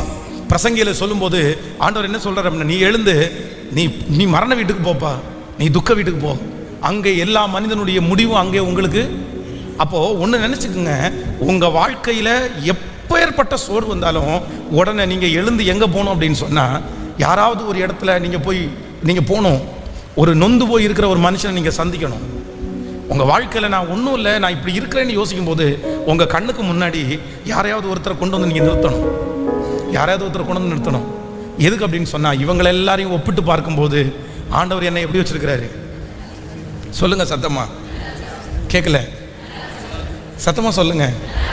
நல்லா வச்சிருக்கிறாரா இல்லையா? எத்தனை பேர் நல்லா வச்சிருக்கிறாரு? எத்தனை பேர் நல்லா வச்சிருக்கிறாரு? ஆமென். ஜிஹெச் ஹாஸ்பிட்டலில் ஒரு வியாதியிலே படுத்து கிடக்கிற ஒரு மனுஷனுக்காக ஜெபம் பண்ணிட்டு போகும்போது பக்கத்தில் இருக்கிற வந்து எனக்காக ஜெபம் பண்ண முடியுமான்னு கேட்டார். என்ன பிரச்சனை அப்படின்னு கேட்டார். இல்லை ஒன்றும் இல்லை, எனக்கு ஒரு காலை கட் பண்ணி எடுத்துட்டாங்க அப்படின்னு எனக்காக ஜெபம் பண்ணுங்க அப்படின்னு சொன்னார். அவருடைய தலைமாட்டில் யாருமே இல்லை, எந்த நபருமே இல்லை. அப்போ உங்களை பார்த்துக்கிறதுக்கு யாருமே இல்லையான்னு கேட்டாங்க. அப்போ அவர் சொன்னார், இல்லை எனக்கு ஒரே ஒரு பையன் மட்டும்தான், மனைவி கூட இருக்கிறாங்க. என் பையன் வந்து ரொம்ப வருஷத்துக்கு முன்னாடியே கோவிச்சுட்டு என் வீட்டை விட்டு போய் அவன் கல்யாணம் பண்ணி தனியாக செட்டில் ஆகிட்டான். மனைவி மட்டும்தான் இருக்காங்க. நாங்கள் ரொம்ப கஷ்டப்படுறோம். அவள் டெய்லி வந்து கூலி வேலைக்கு போகிறா. அவள் டெய்லி வேலைக்கு போனால் தான் எங்களுக்கு சாப்பாடு. அதனால் காலையில் வந்துடுவா. காலையில் வந்து வேலைக்கு போகிறதுக்கு முன்னாடி என்னை வந்து பார்த்துட்டு போயிடுவாங்க. அப்புறம் சாயந்தரம் ஒரு 6 மணி 7 மணிக்கு வந்துடுவா. வந்து திருப்பி வேலைக்கு போவா அப்படின்னு சொன்னார். சரி, இட நேரத்தில் உங்களுக்கு ஏதாவது தேவைப்படுச்சுன்னா நீங்கள் என்ன பண்ணுவீங்க அப்படின்னு கேட்டால் அவர் என்னுடைய கையில் ஒரு குச்சியை காமிச்சார். இந்த குச்சியை எடுத்து அப்படியே ஊனி அவ்வளோதான், நானே போய் வாங்கிட்டு நானே போய் வருவேன். ஜிஹெச் ஹாஸ்பிட்டலில் ஒருத்தர் இல்லை, அந்த நோயாளியை ஒரு டீ வாங்கி கொடுக்கறதுக்கு, ஒரு பன்னு வாங்கி கொடுக்கறது, ஒரு டேப்லெட் வாங்கி கொடுக்கறதுக்கு கூட துணையாக கூட யாருமே சொல்லுங்க. அங்கே இருக்கிறதுல 25% பேரை என்னென்ன அட்மிட் பண்ணியிருக்கிறாங்கன்னா இவங்களை விசாரிக்கிறதுக்கு யாரும் இல்லைன்னு அனாதைன்னு தான் நிறைய பேர் அட்மிட் பண்ணியிருக்காங்க. ஜிஹெச் ஹாஸ்பிட்டலில் இன்றைக்கும் போய் பாருங்கள், 25% பேருக்கு கேர் எடுக்கிறதுக்கு யாரும் இல்லை, சைன் போடுறதுக்கு யாரும் இல்லை. அவங்களுக்கு என்ன எழுதப்பட்டிருக்குன்னா அவங்க அனாதை என்று எழுதப்பட்டிருக்கிறது. இப்படிப்பட்ட உலகத்தில் நீங்கள் வாழ்ந்துட்டு இன்னைக்கு சாதாரணமான ஒரு சின்ன சின்ன விஷயத்துக்கு சோர்ந்து போய் ஆண்டவரையே மறுதளிச்சு, ஆண்டவரையே கேள்வி கேட்டு நொந்து போய் இனி நான் ஏன் வாழணும், எதுக்கு வாழணும், என்னை எடுத்துக்குங்க ஆண்டவரே, நான் செத்து போனால் நல்லவா இருக்கும் அப்படின்னு உங்கள் மனசில் நீங்கள் நினைப்பீங்கன்னா ஆவியானவர் உங்களை குறித்து எவ்வளோ துக்கப்படுவார்னு நீங்கள் நினைக்கிறீங்க? ஆண்டவர் எவ்வளோ துக்கப்படுவார்? தான் சாக வேண்டும் என்று நினைக்கிற பேர் மேலே ஆண்டவர் எவ்வளோ வருத்தப்படுவார், எவ்வளோ வருத்தப்படுவார். அதான் ஆண்டவருக்கு மோசே அவ்வளோ தூரம் உன்னை நடத்தினேப்பா, அவ்வளோ தூரம் உன்னை பாதுகாத்தனேப்பா, சின்ன வயசுலேருந்தே அவ்வளோ அற்புதம் செஞ்சு இந்த 40 வருஷமும் ஆண்டவர் உன்னை இந்த இடத்துல உருவாக்குறேன் நான். ஆனால் இப்படி செஞ்சும் நீ வந்து வரமாட்டேன்னு சொன்னோன்னா ஆண்டவருக்கு ரொம்ப கோபம் வருது, ரொம்ப கோபம் வருது. அதனால் ஆண்டவர் கோபப்படுறது மாதிரி நீங்கள் யாரும் நடந்துக்கக்கூடாது. நீங்கள் சோர்ந்து போனீங்கன்னா ஒரு விதத்தில் தட்டி கொடுக்கறதுக்கு நிறைய பேர் இருப்பாங்க, ஆனால் அதே நேரத்தில் கோபப்படுறதுக்கும் நிறைய பேர் கேட்கல. சத்தமாக சொல்லுங்கள். நம்ம வீட்டிலே எடுத்து பாருங்களேன், நம்முடைய பிள்ளைகள் வந்து ஸ்கூலுக்கு போகிறதுக்கு அடம் பிடிக்கிறாங்கன்னு வைங்களேன். ஏன் நீ ஸ்கூலுக்கு போகிறது இல்லைன்னா எனக்கு வாத்தியாரே பிடிக்கல அப்படின்னு சொல்கிறாங்கன்னு வைங்களேன். உங்களுக்கு என்ன வரும்? ரொம்ப சந்தோஷமாக வருமா, சிரிப்பு வருமா? ஏய் ஒழுங்காக போயிரு, உனக்கு எவ்வளோ ஃபீஸ் கட்டுறேன்னு தெரியுமா, நான் உன்னை எவ்வளோ நல்லா வச்சுருக்கேன் தெரியுமா, உன்னை எவ்வளோ நல்ல ஸ்கூலில் உன்னை ஜாயின் பண்ணி விட்டுருக்கேன் தெரியுமா, போய் பாரா கவர்மெண்ட் ஸ்கூலில், ஃபீஸ் இல்லாத ஸ்கூலில் பிள்ளைங்க எப்படி போகிறாங்கன்னு பாரா. நமக்கு ரொம்ப கோபம் வரும். அப்போது அவ்வளவு நன்மையை கொடுத்து நம்ம நிறைய பேர் வந்து சோர்ந்து போய் நான் போக மாட்டேன், நான் செய்ய மாட்டேன் அப்படின்னா அடம் பிடிக்கிறத பார்த்து ஆண்டவர் கோபப்படுவாரா, சந்தோஷப்படுவாரா? சொல்லுங்க சத்தமா. ரொம்ப வருத்தமாயிரும், ரொம்ப கோபம் வரும்.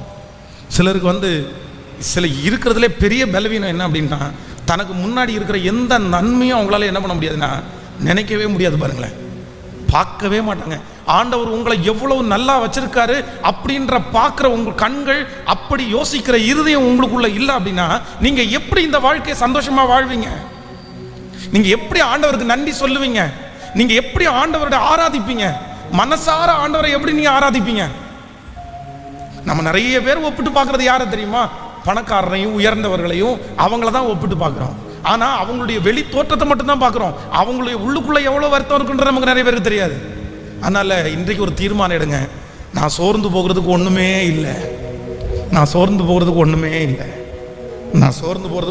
இல்லை, என் கர்த்தர் என்னை நன்றாய் வைத்திருக்கிறார்.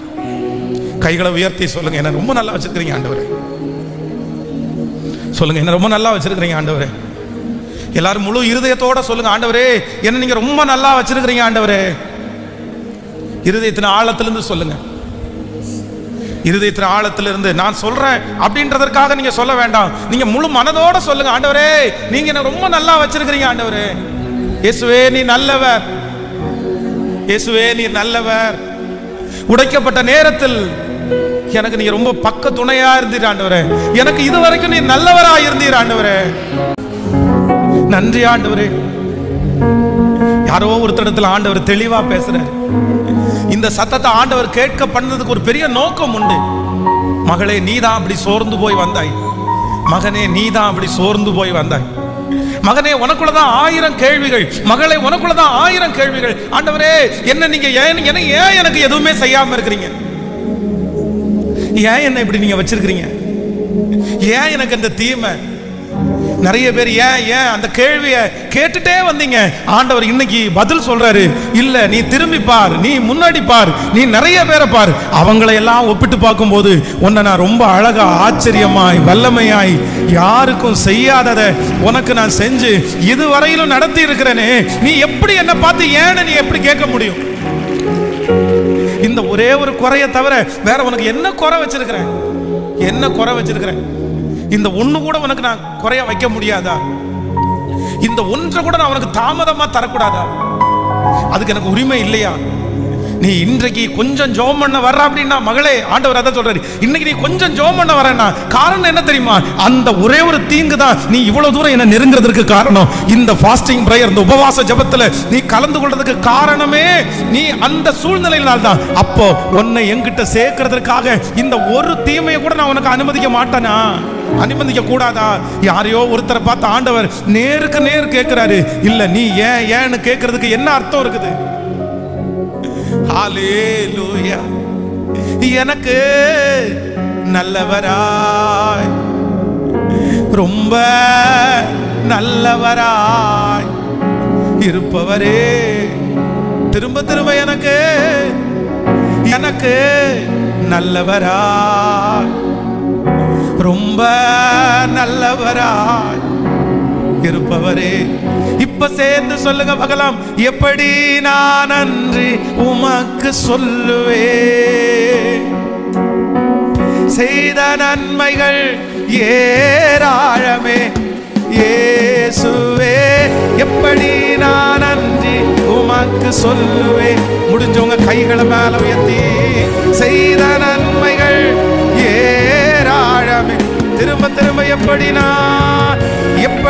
நான் நன்றி இயேசுவே, செய்த நன்மைகள் ஏராளமே. ரட்சிப்பின் பாத்திரத்தை எடுத்து கொண்டும் பாதத்தில் ஓயாமல் முத்தம் செய்கிறேன். ரட்சிப்பின் பாத்திரத்தை எடுத்து கொண்டும் பாதத்தில் ஓயாமல் முத்தம் செய்கிறேன். அப்பாவை பார்த்து சொல்லுங்க, இயேசுவே, இயேசுவே நீ நல்லவர். எல்லாருடைய குரலும் இயேசுவே நீ நல்லவர். திரும்ப திரும்ப சொல்லுங்க, இயேசுவே, இயேசுவே நீ நல்லவர். அப்பா இயேசுவே நீ நல்லவர். உடைக்கப்பட்ட நேரங்கள் துணையாக நின்று எனக்கு நல்லவராய், சொல்லுங்க, ரொம்ப நல்லவராய் இருந்தவரே. எல்லாரும் நன்றி நிறைந்தவளோடு நல்லவரா, எனக்கு நல்லவரா, ரொம்ப நல்லவரா இருந்தவர். திரும்ப ஒரு விஷயம் கைகளை மேல உயர்த்தி, எப்படி நான் நன்றி உமக்கு சொல்லுவேன். உங்க சத்தம் உயரட்டுமே. செய்த நன்மைகள் ஏரா. இந்த நன்றியை சொல்ல சொல்ல சொல்ல ஆண்டவர் மகிமைப்படுறார். இதைத்தான் மகளே உங்களிடத்துல நான் எதிர்பார்த்தேன். இதைத்தான் மகனே நான் உன்னிடத்துல எதிர்பார்த்தேன். ஒவ்வொரு நாளும் ஜெபத்திற்கு வரும்போது, ஆண்டவரே ஏன் ஆண்டவரே, ஏன் ஆண்டவரே அப்படின்னு கேட்டுட்டு வந்தல்ல. ஆனா இன்னைக்கு உன் வாயிலிருந்து நன்றி ஆண்டவரே, நன்றி ஆண்டவரே, அந்த சத்தத்தை கேட்கறதுக்கு ஆண்டவர் ரொம்ப சந்தோஷப்படுறாரு. இதைத்தான் உன்னிடத்துல நான் எதிர்பார்த்தேன்.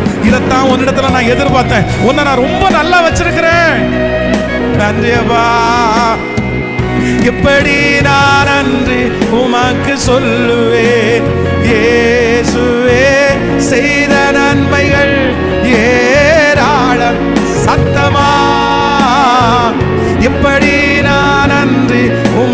சொல்லுவேன். இயேசுவே செய்த நன்மைகள் ஏராளமே. ரட்சிப்பின் பாத்திரத்தை எடுத்துக்கொண்டு பாதத்தில் ஓயாமல் முத்தம் செய்கிறேன். ரட்சிப்பின் பாத்திரத்தை எடுத்துக்கொண்டும் பாதத்தில் ஓயாமல் முத்தம் செய்கிறேன். 10 விசை கையை உயர்த்தி, இயேசுவே நீ நல்லவர். 2வது விசை சத்தமா, இயேசுவே இயேசுவே நீ. 3வது விசை சத்தமா, இயேசு. நிறைய பேருடைய கண்கள்ல இருந்து வடிகிற கண்ணீரை கர்த்தர் பார்க்கிறார். அந்த நன்றி உள்ள இருதயத்தை கர்த்தர் பார்க்கிறார். அந்த நன்றி உள்ள, ஆமாப்பா ஆமாப்பா, நான் நல்லவன் இல்லப்பா, நான் நல்லவன் அல்லப்பா, உண்மையிலே நான் நல்லவன் இல்லை, நான் நல்லவன். ஆனா நீங்க ரொம்ப நல்லவன், நீங்க நல்லவருப்பா, நீங்க நல்லவருப்பா, நீங்க நல்லவருப்பா. என்னை இதுவரையிலும் காத்தீரு, இதுவரையிலும் நடத்தி வந்தீரு. பஞ்சமுள்ள காலத்திலும் என் ஆத்துமாவை போஷித்தீரு. எனக்கு வேலையே இல்லாத போதிலும் எனக்கு சாப்பாட்டு குறைவை நீங்க வைக்கவே இல்லையே ஆண்டவரே.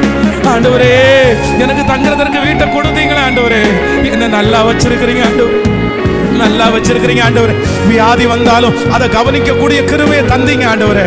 என்னை இந்த உபவாச ஜெபத்துல கலந்து கொள்ள பண்ணுனீங்க ஆண்டவரே. சத்தமா சத்தமா அந்த நன்றின்ற வார்த்தை பரலோகத்துல போய் சேரும் போதே அந்த நன்மையும் கிருபையும் உங்களை தொடர்கிறது. ரத்தலரம் தனரேல இயேசுவே இயேசுவே இயேசுவே இயேசுவே இயேசுவே இயேசுவே இயேசுவே இயேசுவே நீ நல்லவர் நல்லவர், நீ நல்லவர் நல்லவர் நல்லவர். உங்க கிருபைகளை தொடர்கிறதற்காக நன்றி. ஆமென். ஹல்லேலூயா. கைகளை அசைத்து ஒரு ஹல்லேலூயா. நம்முடைய தேவன் சோர்ந்து போகிறவர்களுக்கு பலன் கொடுக்கிற கர்த்தர். ஆமென். எது நடந்தாலும் என்ன நடந்தாலும் நோவாவை போல நான் என்ன பண்ண மாட்டேன்னா சோர்ந்து போவதே இல்லை. கடந்த வாரம் நமக்கு குட் ஃப்ரைடே சர்வீஸ், அதுக்கு முந்தின வாரம் மன அழுத்தத்திலிருந்து வெளியே வருவதற்காக ஆண்டவர் ஒரு சில காரியங்களை நம்மோடு கூட பேசினார். ஸோ நம்பர் 1, முதலாவதாக ஒரு தேவனுடைய பிள்ளை மன அழுத்தத்திற்குள்ளே நீங்கள் போயிடவே கூடாது. அதான் ஃபஸ்ட் ஆண்டவர் சொல்கிறார், மன அழுத்தம் என்கிறது அது வந்த வியாதி அல்ல, அது வருவிக்கப்பட்ட வியாதி. அது செய்வனை அல்ல, அது மாந்திரிகம் அல்ல, அது நம்மளால் உண்டு பண்ணப்பட்ட வியாதி. அதுவும் ஒரு சிலருக்கு மட்டும் பரம்பரையாய், அதுவும் ஃபேமிலியில் இருக்கிறவங்களுக்கு இருக்கிறது மாதிரி சிலருக்கு இருக்கலாம் மன அழுத்தம். மற்றபடி மன அழுத்தம் என்கிறது முழுக்க முழுக்க அது வந்த வியாதி அல்ல, அது நாமவே உண்டு பண்ணின ஒரு வியாதி. ஸோ இந்த மன அழுத்தத்திலிருந்து விடுதலை ஆவதற்கு ஃபஸ்ட்டு ஆண்டவர் போன வாரத்தில் முந்தின வாரத்தில் நமக்கு ஒரு காரியத்தை கர்த்தர் சொன்னார். ஒரு ஆண்டவருடைய பிள்ளை தன்னுடைய சிந்தையில் ரொம்ப கவனமாக இருக்கணும். இந்த மன அழுத்தம் என்கிறது எங்கே ஆரம்பிக்குது அப்படின்னு சொன்னால் நம்முடைய சிந்தையிலே ஆரம்பிக்கிறது. யார் ரொம்ப அதிகமாக யோசிக்கிறார்களோ அவர்கள் ஒரு காலத்தில் அப்படின்னா தீமையானதை, நெகட்டிவானதை, விழுந்து போனதை, சில இழந்ததை, இந்த நெகட்டிவான காரியத்தை எல்லாம் யாரெல்லாம் ரொம்ப யோசிக்கிறாங்களோ அவர்கள் மன அழுத்தத்திற்கு உள்ளாவார்கள். அவர்கள் மன அழுத்தத்தில் தான் இருக்கிறார்கள். அதனால உண்மை உள்ளவைகள் எவைகளோ, ஒரு ஒழுக்கம் உள்ளவைகள் எவைகளோ, நற்கீர்த்தி உள்ளவைகள் எவைகளோ, புண்ணியம் எதுவோ, புகழ் எதுவோ அதையே சிந்தித்து கொண்டு இருங்கள் அப்படின்னு ஆண்டவர் நம்மோடு கூட பேசினார். அதனால் இந்த மன அழுத்தம் என்கிறது நமக்கு தெரியாமலே சில நேரத்தில் ஒரு வியாதியாக கடைசியில் அது நம்மளை ரொம்ப பாடுபடுத்தும். அது நம்மளை மரணம் வரைக்குமே கொண்டு போய்விடும். கடந்த ஒரு வாரத்துக்கு இந்த செய்தியை முடித்த அடுத்த வாரத்திலே பார்த்தீங்கன்னா ஒரு 23-24 வயது மதிக்கத்தக்க ஒரு நல்ல ஒரு பெண் மகள், அப்படின்னா மெடிக்கல் படிச்சிருக்கிறாங்க. அவங்க மெடிக்கலில் இருக்கிறாங்க, அவங்க டாக்டரேட் படிச்சிருக்கிறாங்க. ஆனால் அந்த மகள் இந்த மன அழுத்தம் தாங்க முடியாமல் நிறைய மாத்திரையை சாப்பிட்டு காப்பாற்றவே முடியாமல் கடந்த நாட்களில் அவர் மரித்து போனார்கள். அந்த வீட்டுக்கு போய் நான் ஜெபம் பண்ணேன். ரொம்ப வருத்தமாக இருந்துச்சு. அந்த அப்பாவை பார்க்குறதுக்கு வருத்தமாக இருந்துச்சு, அந்த அம்மாவை பார்க்குறதுக்கு வருத்தமாக இருந்துச்சு. வேறு அந்த பிள்ளைக்கு வேறு எந்த பலவீனமும் இல்லை. அவளுடைய வீட்டில் அந்த வீட்டில் போகும்போது அவனுடைய தகப்பனார் அந்த பிள்ளை செஞ்சு வச்சிருக்கிற ஒன்றொன்னா காமிச்சார். ஐயோ ரொம்ப ஆச்சரியமாக இருந்துச்சு. எத்தனையோ பிள்ளைகளுக்கு இல்லாத டேலண்ட் அந்த பிள்ளையின் இடத்துல இருக்கிறத நான் ஃபீல் பண்ணேன். அந்த பிள்ளை பண்ணின ஆர்கிடெக்ட் மாதிரி அவளுடைய வீட்டில் வச்சிருக்கிற டிசைன், சின்ன சின்ன பொருள் பாருங்கள், குட்டி பொருளில் அவ்வளோ மைனூட்டாக அந்த பாப்பா ஒர்க் பண்ணியிருக்கிறாள். பிரமிச்சு போனேன். ஆனால் அவள் உலகத்தில் இல்லை. அவ்வளோ நல்ல படிப்பு, அவ்வளோ நல்ல டேலண்ட்டு, ஒரே பொண்ணு, அத்தனை வசதிகள். ஆனால் இந்த மன அழுத்தம் என்கிற ஒன்றை மேற்கொள்ள முடியாமல் இனி வெளியவே வர முடியாது அப்படின்ற ஒரு சிந்தனைக்குள்ள ஆளாகி இந்த கர்த்தருடைய நடத்தலுக்கு எதுவுமே ஒப்பு கொடுக்காம தன்னுடைய வாழ்க்கையை அவளே மாய்த்து கொண்டாள். இன்னைக்கு அந்த பிள்ளை உலகத்தில் இல்லை. அவங்க அம்மா அப்பா ரெண்டு ரொம்ப வருத்தத்தில் இருக்காங்க. அதனால் இந்த மன அழுத்தம் என்கிறது சில நேரத்தில் நம்மளை தற்கொலை வரைக்கும் நம்மளை கொண்டு போய் விட்டுரும். இந்த உலகத்தில் எதையுமே பண்ண முடியாமல் நம்மளை கொண்டு போய் விட்டுரும். அதனால் எல்லா ஆண்டவருடைய பிள்ளைகளும் நீங்கள் சுகமாய் வாழ, நீங்கள் ரொம்ப நேர்த்தியாய் வாழ, சந்தோஷத்தோடு வாழ ஆண்டவர் ரொம்ப விரும்புகிறார். அதற்கு நம்பர் 1 முதலாவதாக நீங்கள் என்ன பண்ணக்கூடாது அப்படின்னு சொன்னால், தேவையில்லாத யோசிக்கவே கூடாது. உடனே ஸ்டாப் பண்ணணும். நெகட்டிவை உடனே ஸ்டாப் பண்ணணும். அதை குறித்த பெரிய விளக்கமான செய்தியை போன வாரத்துக்கு முந்தின வாரத்தினுடைய ஃபாஸ்டிங் ப்ரேயரில் நான் பேசி இருக்கிறேன். ஒருவேளை அதை கவனிக்காதவங்க, கேட்காதவங்க இன்னொரு விஷயம் கூட அதை கேட்கும்படியாக உங்களை அன்போடு கேட்கிறேன். ஸோ இன்றைக்கு நம்பர் 2, ரெண்டாவது, இந்த மன அழுத்தம் யாருக்கு வரும், இல்லைன்னா இந்த மன அழுத்தத்திலிருந்து விடுதலை ஆகிறதுக்கு நீங்கள் என்ன செய்யணும் அப்படின்றதை குறித்து இரண்டாவது யோசிக்கும் போது ஒன்று நினச்சிக்கோங்க. யார் அதிகமாய் சும்மா இருக்கிறாங்களோ இந்த சும்மா இருக்கிறவர்களுக்கு மன அழுத்தம் வியாதி வருவதற்கு நிறைய வாய்ப்பு இருக்கிறது. நிறைய வாய்ப்பு இல்லை, கிட்டத்தட்ட 90% சும்மா இருக்கிற ஒரு நபரை கண்டிப்பாக மன அழுத்தம் பாதிக்கும். நம்முடைய வாழ்க்கையிலே ஆண்டவர் நமக்கு தந்திருக்கிற நேரம் வித்தியாசமானது. இந்த உலகத்திலே பாகுபாடே இல்லாமல் எல்லாருக்கும் ஒரே போல் கொடுக்கப்பட்டிருக்கிற ஒன்று என்ன அப்படின்னா 24 மணி நேரம். அவர் பணக்காரனாக இருக்கலாம், ஏழையாக இருக்கலாம், எல்லாருக்கும் ஆண்டவர் சமமாய் கொடுத்துருக்கிறது இந்த 24 மணி நேரம். ஆனால் இன்னைக்கு நிறைய பேர் என்ன நினைக்கிறாங்க அப்படின்னு சொன்னால், இந்த நேரத்தை நிறைய பேர் சும்மா இருக்கிறாங்க. சும்மா இருக்கிறது, எந்த வேலையும் செய்யாமல், எந்த காரியத்திற்கும் போகாமல் அப்படியே ஒரு இடத்துல உட்கார்ந்து திரும்ப திரும்ப யோசிச்சுட்டே இருந்து தங்களுடைய வேலை எதையுமே செய்யாமல் இருக்கிறவர்கள் கண்டிப்பாக பிஸியாக இல்லாத ஒரு மனிதன் மன அழுத்தத்திலிருந்து வெளியே வரவே முடியாது. ஒருவேளை இந்த சத்தத்தை கேட்கிறவர்கள் மன அழுத்தத்தில் இருக்கிறீங்களா, எனக்கு ரொம்ப மன அழுத்தமாக இருக்குது, எனக்கு கஷ்டமாக இருக்குது, என்னால் எழும்பவே முடியல, நான் என்ன பண்ணணும், நான் டேப்லெட் சாப்பிட்ற வரைக்குமே கடந்து போயிட்டேன் அப்படின்ற சூழ்நிலையில் யாராவது ஒருத்தர் இருந்தால், இல்லை என் வாழ்க்கையை குறித்து எனக்கு ரொம்ப நெகட்டிவாக இருக்குது அப்படின்னு நினைக்கிறவங்க ஒன்று நினச்சிக்கோங்க. இருக்கிற இடத்தை விட்டு நீங்கள் எழும்பி அது பெரிய லாபமோ சின்ன லாபமோ, பெரிய சம்பளமோ சின்ன சம்பளமோ, ஆனால் நீங்கள் என்னவா இருக்கணும் அப்படின்னு சொன்னால் கண்டிப்பாக நீங்கள் பிஸியா இருக்கணும். பிஸியா இல்லாத ஒரு நபர், ஆக்டிவா இல்லாத ஒரு நபர், எப்பொழுதுமே சுறுசுறுப்பா இல்லாத ஒரு நபர், ஏதையோ ஒன்றை செய்து கொண்டு இல்லாத ஒரு நபர், கண்டிப்பாக அவர்களுடைய முடிவு எப்படிதான் மாறும் அப்படின்னா மன அழுத்தத்திற்குள்ளதான் கொண்டு போய்விடும். ஒரு பிள்ளைய படிக்க வேண்டிய காலத்தில் ஏன் படித்து முடிச்சுட்டு உடனே அவங்கள பிஸியாக வைக்கிறது பாருங்க. நிறைய பிள்ளைகள் கெட்டு போகிறது எப்போ தெரியுமா, இது உலகத்தில் இருக்கிறவங்கெல்லாம் ரொம்ப ஞானமாக நடந்துக்கிறாங்க. இப்போ ஸ்கூல் லீவ் வருது இல்லை, இந்த ஸ்கூல் லீவ் வரும்போது நிறைய பேரண்ட்ஸ் பார்த்தீங்கன்னா இந்த ஸ்கூல் லீவ்லையும் பிள்ளைகளை கொஞ்சம் நேரம் ஃப்ரீயாக வச்சுருந்தாலும் நிறைய நேரம் ஆக்குப்பை பண்ணுறாங்க. அவங்களுக்கு ஏதோ ஒரு ஸ்போர்ட்ஸில் ஜாயின் பண்ணி விடுறாங்க, அவங்களுக்கு ஏதாவது ஒரு இசைக்கருவியில் ஜாயின் பண்ணி விடுறாங்க, இல்லைன்னா சிலர் டான்ஸ் கிளாஸு, இந்த மாதிரி பிள்ளைங்க காலையிலேயே போயிட்டு ஸ்கூலுக்கு போகிற ஃபுல் டைம் இல்லைன்னா கூட ஒரு ஆஃப் டைமாவது பிள்ளைகளை நிறைய பேர் பிஸியாக வச்சுக்கிறாங்க. ஆனால் நம்ம நிறைய பேர் பார்த்தீங்கன்னா சிலர் டிவியை கொடுத்து மொபைலை கொடுத்து சில பிள்ளைகளை அப்படியே வீட்டில் உட்கார வைக்கிறாங்க.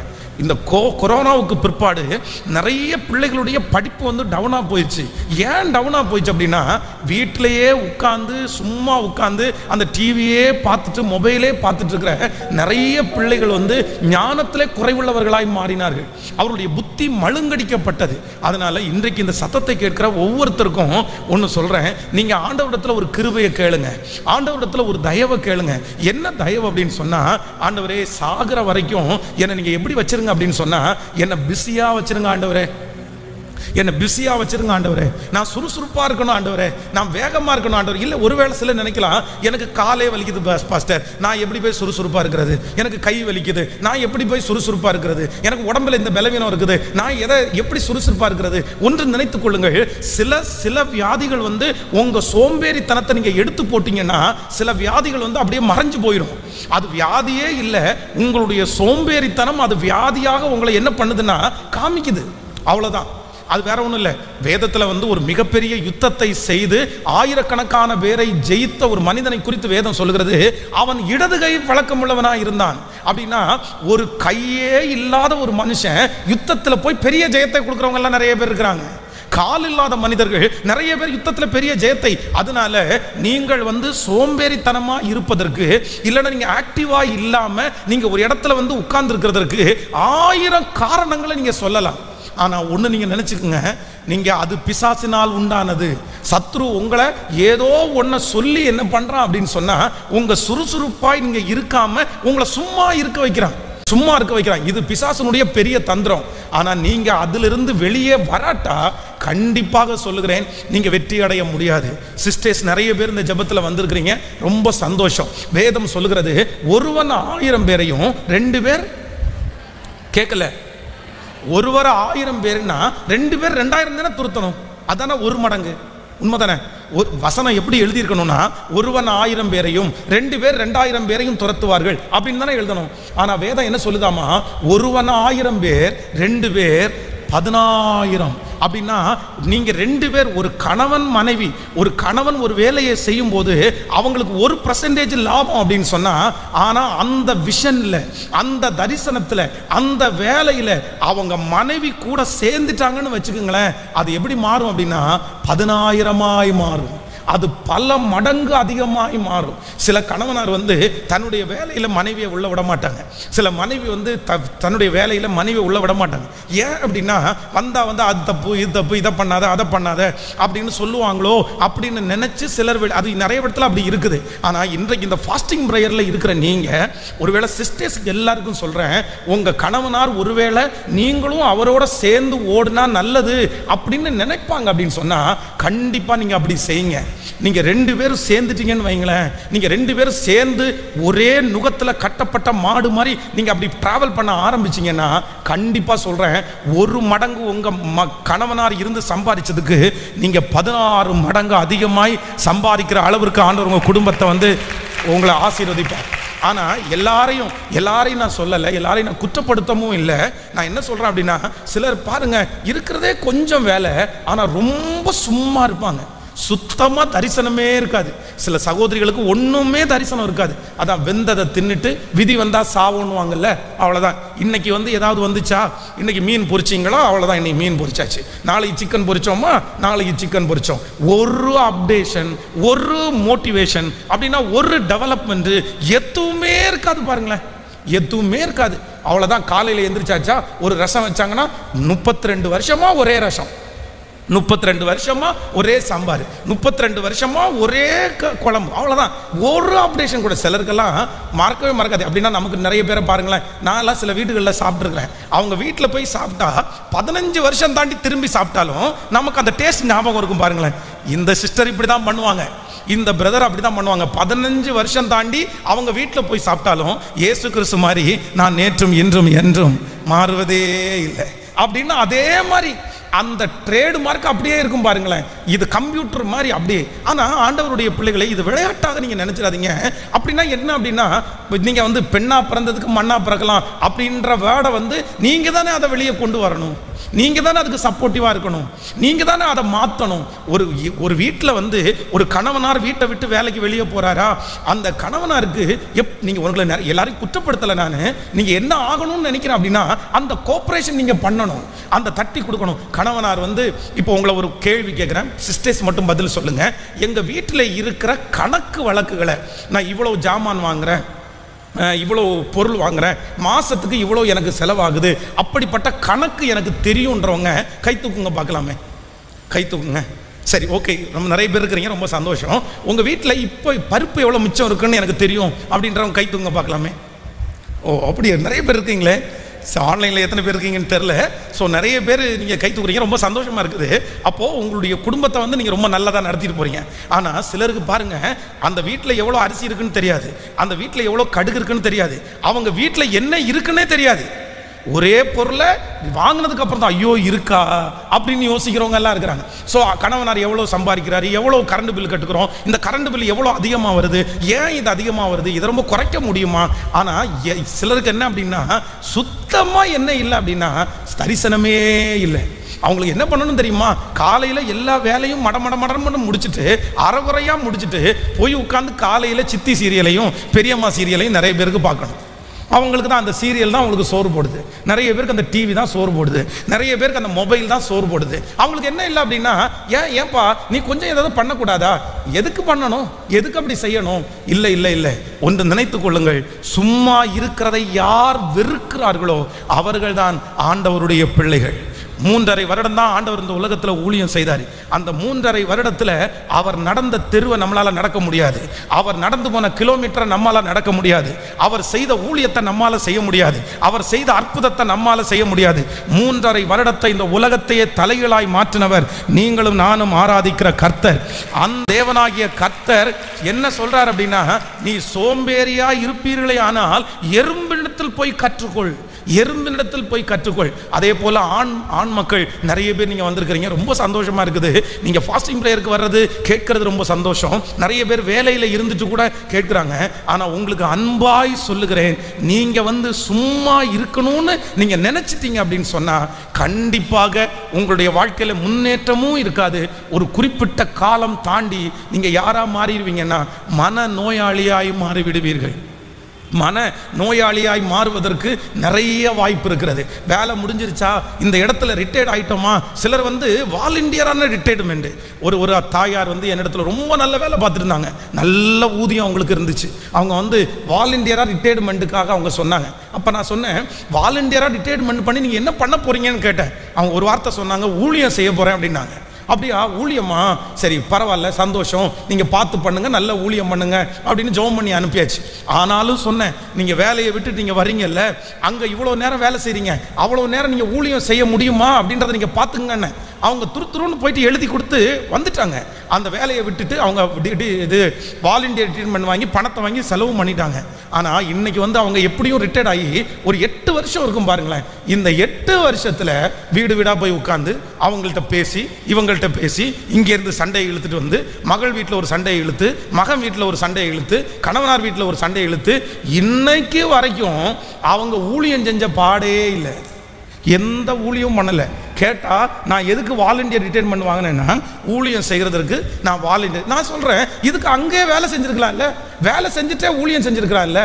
அப்போது ஆண்டவருடைய பிள்ளைகளே, மோசே 120 வயது, ஆனால் அவனுடைய கண்கள் இருளையவில்லை, அவன் பலன் குறையவே இல்லை. காலேப் சொல்லுகிறார் 84 வயசு, ஆனால் அவனுக்கு அந்த இடத்தை கொடுக்கும்போது யோசுவா சொல்கிறாரு, சரி உங்களுக்கு ஒரு நல்ல இடமா கொடுக்கட்டுமா, பிரச்சனை இல்லாத இடத்தை கொடுக்கட்டுமா. ஆனால் காலேப் அவரை பார்த்து என்ன சொல்கிறார் அப்படின்னா, இல்லை இல்லை இல்லை, 40 வயசில் இருந்த அதே பலன் இப்பொழுது எனக்கு 84 வயசுல இருக்குது. அந்த மலை நாட்டை நீர் எனக்கு தாரும், நான் அங்கே இருக்கிற ஏனாக்கியர் எபூசியர் எல்லாரையும் முறியடித்து அந்த இடத்தை எனக்காக நான் பெற்றுக்கொள்வேன். 40 வயசுல இருந்த அந்த தரிசனம் இன்னைக்கும் எனக்கு இருக்குது. இந்த ஜெபத்தில் இருக்கிற யாராவது ஒருத்தர் சொல்ல முடியுமா, உங்களுக்கு 21 வயசுல இருந்த தரிசனம் இப்போ இருக்கா? 25 வயசுல இருந்த தரிசனம் இப்பொழுது இருக்குதா? 30 வயசுல இருந்த தரிசனம் இப்போ இருக்கா? நீங்க நிறைய பேர் என்ன சொல்லுவீங்க தெரியுமா, ஐயோ பாஸ்டர் எனக்கு சூழ்நிலை அப்படி அமையல, எனக்கு கணவனார் அப்படி அமையல, எனக்கு மனைவி அப்படி அமையல, எனக்கு வேலை அப்படி அமையல, அதனால தரிசனம் என்ன விட்டு போயிடுச்சு. தரிசனம் அப்படின்றது சூழ்நிலை அமையும் போது தரிசனம் வேலை செய்வதும், சூழ்நிலை சாதகம் இல்லாமல் இருப்பதும், இருக்கும்போது தரிசனம் நம்மளை விட்டு போகிறதும் உண்மையான தரிசனம் அல்ல. உண்மையான தரிசனம் என்கிறது என்னுடைய ரத்தத்தோட சம்பந்தப்பட்டது. என்னுடைய ஓடுற ரத்தத்துக்குள்ள கூட தரிசனம் இருக்கும். அந்த தரிசனம் என்னை தூங்க விடாது. அந்த தரிசனம் என்னை சுற்றி இருக்கிற சூழ்நிலை எப்படி இருந்தாலும் அந்த தரிசனத்துக்கு நேராக என்னை ஓட பண்ணும். சுற்றி இருக்கிறவங்க என்ன பேசினாலும் அந்த தரிசனம் என்னை தூங்க விடாது. அந்த தரிசனம் நான் அந்த லட்சியத்தை அடைகிற வரைக்கும் என்னை சும்மா இருக்கவே விடாது. அப்ப நான் சொல்றேன், உங்களுக்குள்ள இருக்கிற தரிசனம் முன்பு இருந்த தரிசனம் இப்ப சூழ்நிலையின் பிரகாரமா போச்சு அப்படின்னா சூழ்நிலையை காரணம் காட்டாதீங்க. சூழ்நிலை எப்படி இருந்தாலும் தரிசனம் உள்ள ஒரு மனிதனால சும்மா இருக்க, சொல்லுங்க சத்தமா, சும்மா இருக்க முடியாது. சும்மா இருக்க முடியாது. உண்மையான தரிசனம் இருந்தா அந்த மனுஷனுக்குள்ள அது என்ன பண்ணும்னா கொழுந்து விட்டு எரிஞ்சிட்டே இருக்கணும். இப்போ எல்லாரும் எதுக்காக ஜெபம் பண்ண போறோம்னா, ஆண்டவரே என்னை நீங்க ரொம்ப ஆக்டிவ் ஆக்குங்க, ஆண்டவரே என்ன நீங்கள் சாகிற வரைக்கும் பிஸியாக வைங்க ஆண்டவரே. நான் பிஸியாக இருக்கிறது மாதிரி எனக்கு ஒரு பொறுப்பை என் தலை மேலே வைங்க. எனக்கு ஒரு வேலையை கொடுங்க ஆண்டவரே. என்னை தட்டி எழுப்புங்க ஆண்டவரே. நான் சும்மா இருக்கிறத நான் வெறுக்கிற ஆண்டவரே.